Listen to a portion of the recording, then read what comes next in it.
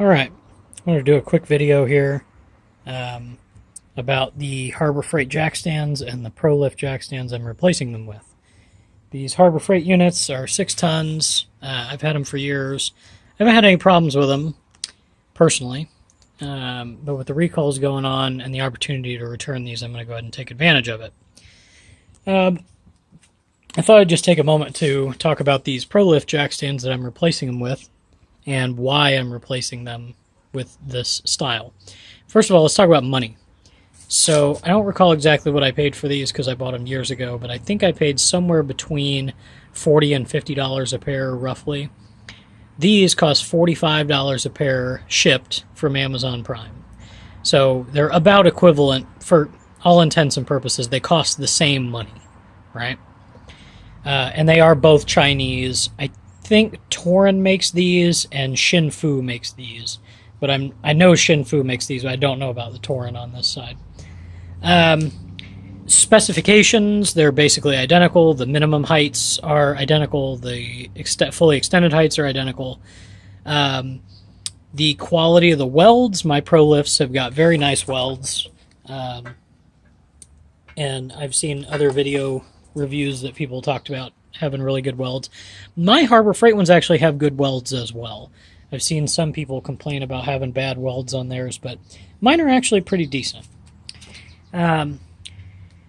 So you might wonder, why would you be returning these and using these because they look the same? And in many ways they are. However, there's one particular feature that these have that these don't have that makes it worth the trade, especially considering it's an even trade. So the refund that I get for these will be about the same as what I paid for these. So let's talk about how these work for just a moment. So a ratcheting jack stand is really convenient because when you've got the vehicle jacked up, let's say you're working on a big pickup truck like this and you want to shove the jack stands under the axles. Well, you can just slide them under there and then you just lift up on the anvil to the height that you need, and then you back the jack off and allow it to sit on the stand. So this is superior to the older style, at least in terms of convenience, the older style jack stands where maybe it's 2 tubes and one slides, and there's various ways these have been made, but that have got a pin that goes through.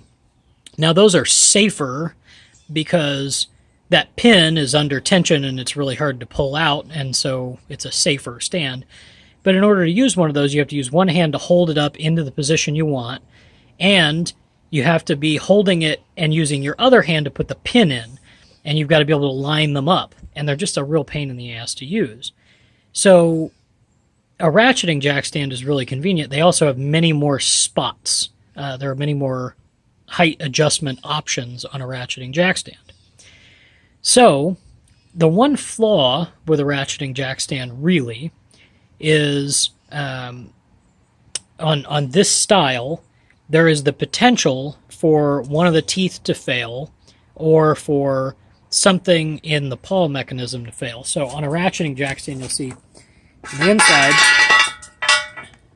you have this lever on the outside and it operates this pawl right here.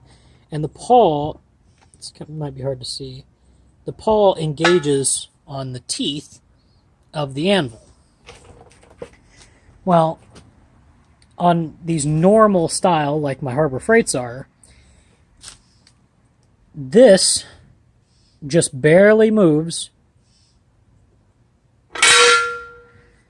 and the anvil falls. There's not very much engagement on the teeth, and it's possible, although it's very unlikely, that if you're working underneath and you're really straining, maybe you're, pulling out a differential, or you're straining to put your transfer case up, and you kick the handle on this jack stand, there's a possibility, again, a slight possibility, that will collapse and you will be pinned under the vehicle and you can die.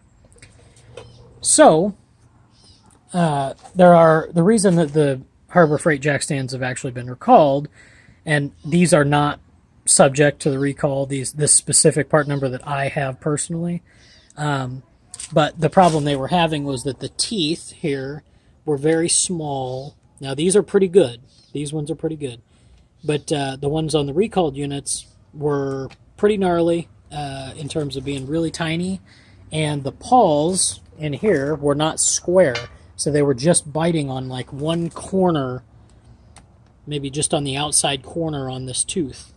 And if it happens to miss that paw, then the way that this is, if it were to slip off, it doesn't catch. It's not going to catch on any of the other teeth.